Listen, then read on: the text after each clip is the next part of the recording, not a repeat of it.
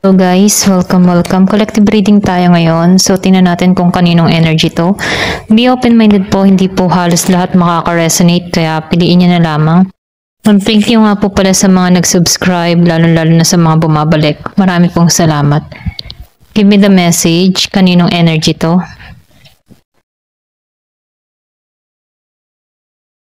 Give me the message, kaninong energy to.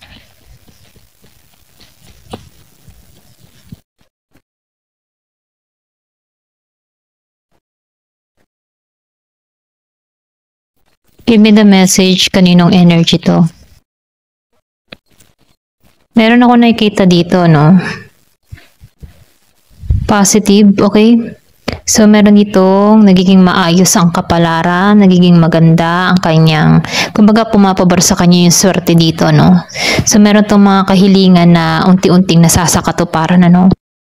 Nakikita ko rin dito, yung iba sa inyo, meron ditong Aquarius, meron ditong Taurus, Virgo, Capricorn, Sagittarius. So, nakikita ko dito, meron tong hinihiling, meron tong minamanifest, okay? Meron ditong tao na nahiling na kung saan unti-unti niya na nasasakatuparan yung kanyang mga pangarap dito. Naunawaan niya na yung sitwasyon, okay? Nakakaraos na to. So, nakikita ko dito yung pag-iimpok ng tao neto. Nagiging ng klaro para sa kanya ang lahat, okay? Pwedeng ikaw to, pwede rin yung person mo, no? So, piliin nyo kung energy nyo to.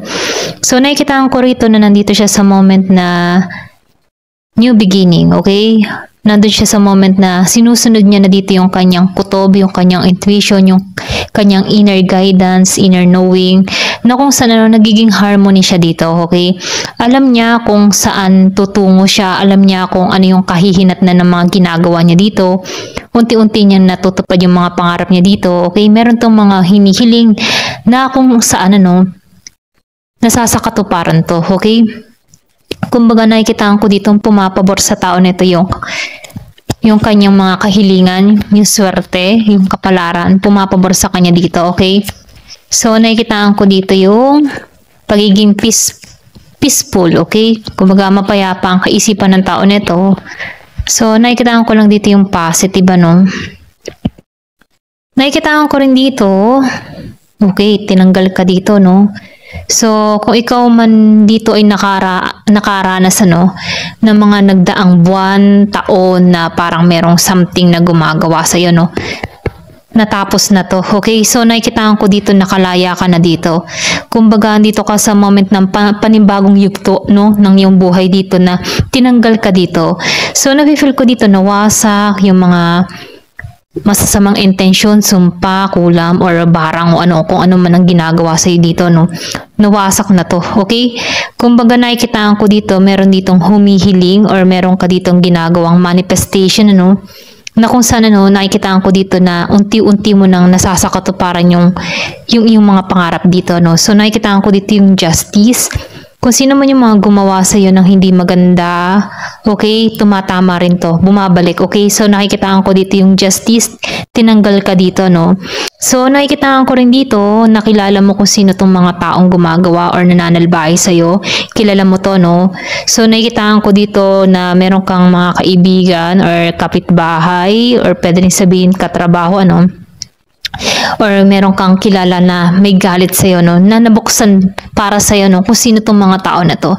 Kumbaga, nakikitaan ko dito na pinakita sa'yo, okay? Kumbaga, inilahad sa'yo kung sino tong mga to, nabulgara sa'yo, no? So, nakikitaan ko dito yung time, okay?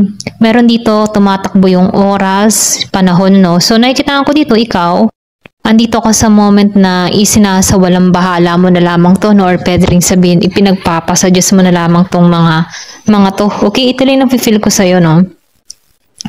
So, nakikita ko dito na ikaw, nagkakaroon ka dito ng mas panibagong priority sa buhay. Okay, meron kang mga pinapangarap dito, meron kang vision, meron kang gustong mangyari. So, sinasabihan ka dito, sinasabihan ka dito na panatilihin mo lang yung vibration mo, no, mataas, okay, positive. Maging aware ka din sa mga iniisip mo, okay, lalo-lalo na sa mga negatibong isipan, tanggalan mo to.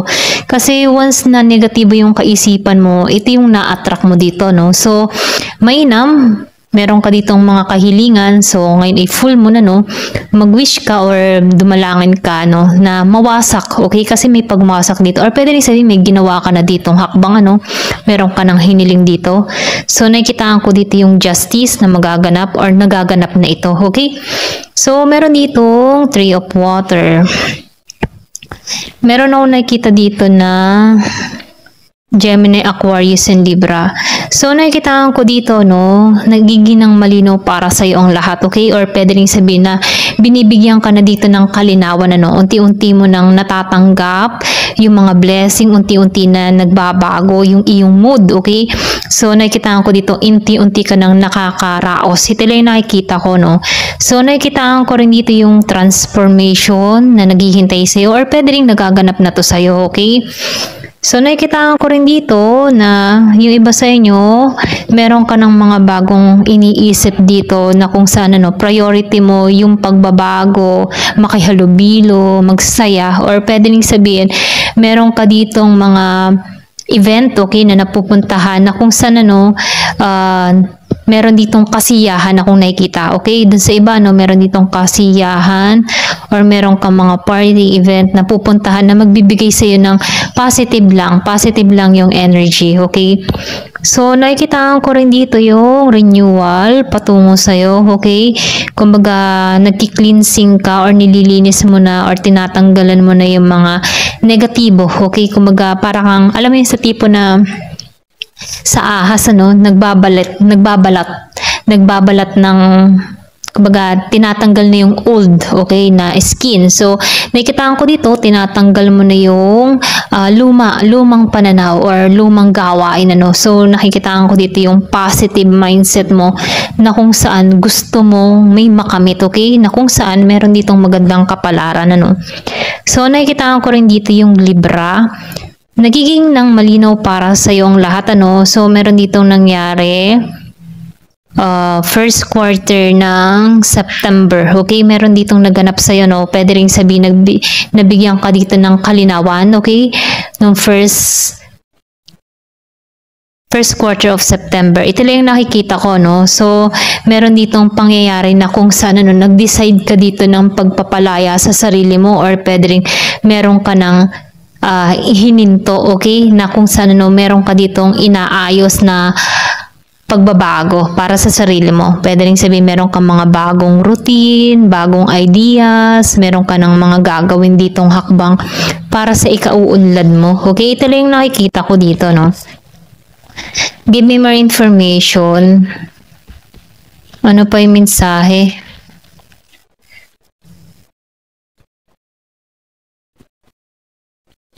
Meron ako nakikita dito, Gemini, Aquarius, and Libra. Malakas ang Libra, malakas ang Taurus, merong Capricorn and Virgo.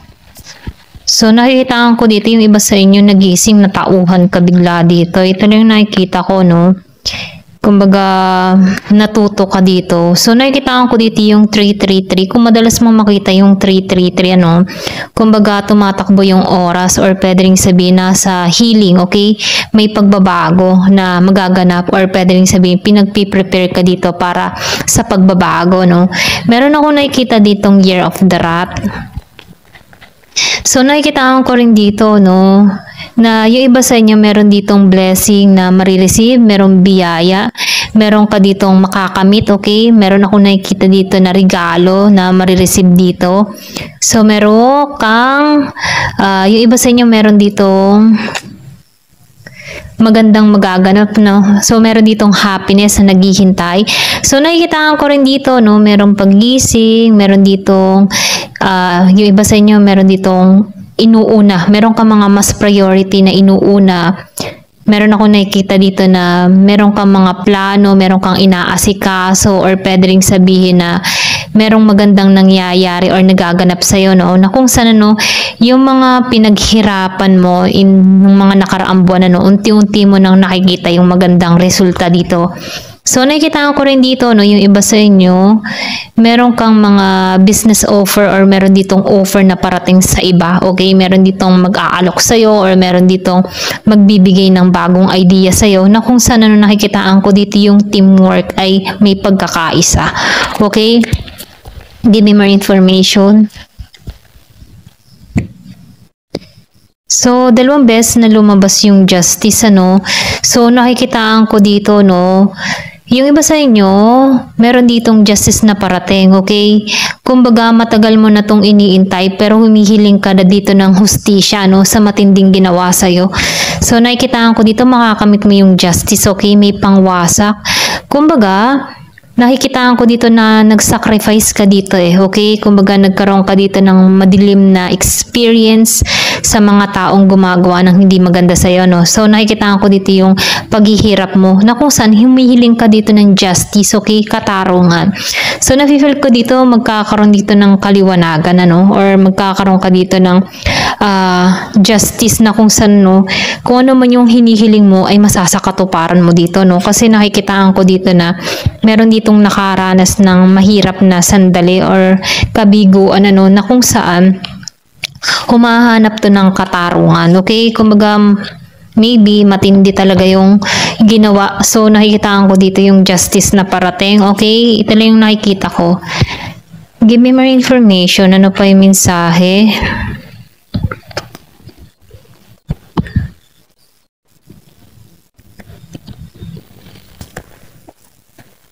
Give me more information. Ano pa yung mensahe sa'yo? So, nakikita ko dito yung guide. Ginagabayan ka dito okay? Meron ditong gabay or iniingatan ka dito, no? So, maybe ikaw yung tipo ng tao na madasalin talaga, ano? Kumbaga, taimtim ka magdasal dito, kaya ginagabayan ka dito. Meron ako nakikita dito na pinanganak nung 15. Freedom. So, may paglaya. So, nakikita ko dito, no, yung sinabi ko kanina, meron ditong gumagawa ng hindi maganda. Makakalaya ka na sa ganitong sitwasyon, okay? Ito yung justice sa'yo. Kasi full moon Kumbaga, full moon ngayon, o Pisces, okay, katapusan na ng zodiac sign. So, nakikita ko dito yung mga blockage ay makakawala. Kumbaga, yung mga hadlang, okay, mapapalaya na or pwede ni may pagpapalaya na mangyayari, no? So, nakikita ko dito, mas mainam lagi kang positibo, no? Kasi, hanggang 22 pa to okay? Yung full moon, ano, hanggang 22. So, sinasabihan ka dito, no, be positive, okay? Kailangan mo dito magkaroon ng pagpapalaya sa mga negatibong kaisipan, tanggalan yung mga ganong isipan, ano, at maging positibo palagi. Ito na yung mensahe dito, no? So, spiritual message. So, binibigyan ka dito ng mensahe, okay? Kumbaga, tanggalan yung mga negatibong kaisipan, ginagabayan ka dito, okay? Kasi makakalaya ka dito. Kung ano man yung hinihiling mo na justice, ibibigay to, okay? Meron talagang first quarter na naganap, okay? Ito lang yung nakikita ko, no? Pwedeng first quarter of September, okay? Nag-start nung 6, okay? 3 to 6 first quarter. So, maybe new moon, okay? New moon, September 1st week, okay, ng September, new moon yun, no? So, nakikita ko rin dito, meron ditong spiritual message, mensahe sa'yo na sinasabihan ka dito na huwag kang mawawala ng pag-asa, iniingatan ka dito, or pwede rin sinasabihan ka dito ang manalangin, ano, magtiwala ka lang sa taas, kay God, kay Jesus, or kung sino man yung sinasamba mo, no? So, nakikitaan ko dito na binibigyan ka dito ng mensahe na magtiwala ka sa kataas-taasan, okay? Give me more information. So, manalangin ka palagi, magdasal lagi, Psalm 91, okay? Submission. So, kailangan mo lang tong isubmit, okay? Magtiwala. Ito lang nakikita ko, no? First quarter ulit on. So, give me more information. So, nakikita ko dito sa submission, ano, once na ibinigay mo to or nagtiwala ka or ipinagkaloob mo sa kay God yung mga hinanain mo, no, nararamdaman ko dito yung paglaya mo sa isang sitwasyon na kung saan, ano, may renewal at may renewal sa'yo na naghihintay sa'yo yung happiness, okay? Kasi nakikita ko dito may renewal, happiness, and star, okay? Meron lumabas na star. So, unang reading natin lumabas yung star. So, sinasabihan ka dito na huwag kang mawawala ng pag-asa, okay? So, nakikita ko dito, meron ditong children, yung iba sa inyo. Meron dito, maybe ikaw meron kang anak sa tao na to, okay? Yung iba sa inyo, no, meron dito nagsisisi. Kung meron kang kadiling na Aries, nagsisisi to, or pwede rin sabihin na meron dito kang Aries na pwedeng ito yung gumawa sa'yo, okay? Hindi halos lahat sa part na to, no? Kasi nakikita ko dito yung mata. So, psychic attack, ano? Or pwede rin sabing evil eye. So, nakikita ko dito yung pagsisisi ng tao nito, no? So, nakikita ko dito, may pagsisisi to kasi children. So, isa ka sa anak ni God or isa ka sa anak ng Diyos, ano? Lahat tayo anak ng Diyos. So, nafe-feel ko dito, isa ka sa napili, okay? Kasi nananampalataya ka dito, okay? So, nakikita ko dito na nabibigyan ka dito ng kaliwanagan dito sa The Hierophant, no? So, nakikita ko dito na iniingatan ka dito, no? Kasi may guide ka dito. Ito lang yung nakikita ko. So, may paglaya. Palalayain ka dito, no? Kasi anak ka ni God. Anak tayong lahat ni Jesus. Anak tayo ang lahat ng Diyos, ano? So, kung ano man yung paniniwala mo, okay? Kanya-kanya tayo ng paniniwala dito. So, kung ano man yung paniniwalaan, yun yung paniwalaan nyo, no? Kasi, meron tayong sariling pag-iisip na kung saan meron din tayong kanya-kanyang paniniwala. So, kung ano man yung makakaluwag sa kalooban mo, sundin mo yun, ano. So, nakikita ko dito yung regret, ano, may pagsisisi na mangyayari. Kung sino man itong mga taong gumawa sa'yo, okay, magsisisi to kasi anak ka dito, okay? So, happiness. Ito lang yung nakikita ko, no. Give me more information. So, gusto nitong kumawala. Communication. So, nakikita ko rin dito, no? Love, okay? So, may love dito in communication. So, nakikita ko dito yung pananampalataya mo, no? Kumbaga, konektado ka kasi mahal ka dito, okay? So, iniingatan ka dito. Ito lang nakikita ko dito, no? Iniingatan ka dito, okay? Mahal ka ni God. Ginagabayan ka dito, okay? Palalayain ka niya dito, okay? So, nakikita ko dito, nagme-meditate or pwede rin sabihin connection, ano, magdasal, okay?